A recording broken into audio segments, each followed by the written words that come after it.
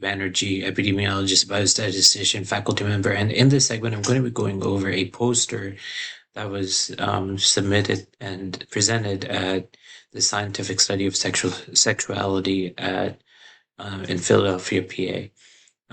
So for starters, as you can see, we were looking at sexual minority status and suicidal ideation and overall mortality.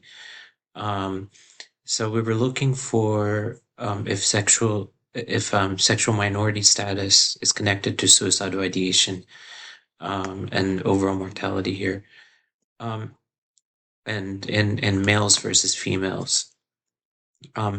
So even though we know that those who self-identify as sexual minority attempts suicide at higher rates, we don't necessarily know how it is within sexual minority population among males and females.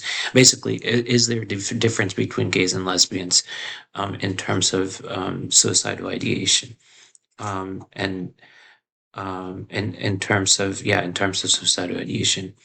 So as you can see, here's some social determinants and vulnerabilities of social determinants of health. There's a lack of data, there's poverty, risky behaviors, a lot of the intersectionality that takes place, discrimination, lack of access to healthcare. 8% of LGBTQ and 27% of transgender individuals report being denied necessary healthcare treatment. And there's a lot of LGBTQ that have 6-fold higher rates of depression compared to the overall population, and over twice as likely to experience suicidal thoughts, and 4 times more likely to attempt suicide. So there's proximal stressors and distal stressors. These are some factors that Dr. Anderson likes to look at. And so this was a visual that we created here that we got from another paper. So in terms of what was looked at, this was looking at all-cause mortality and suicidal ideation.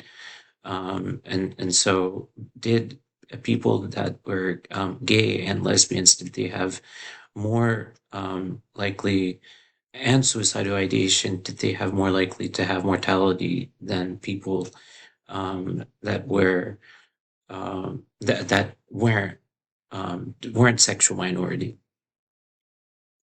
So what we found in this diverse cohort is that people of sexual minority status had 5 times higher likelihood of suicidal ideation. And this is important, very important, but there's also an indication that females experience suicidal ideation, female minority, sexual minority, more suicidal ideation than gays, even after controlling for age and ethnicity.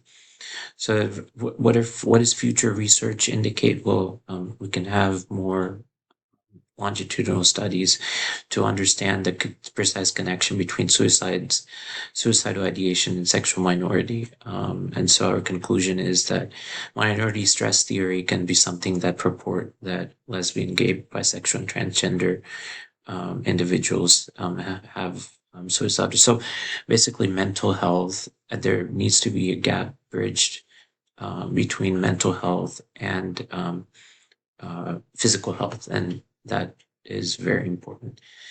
I hope this has made some sense. Thank you for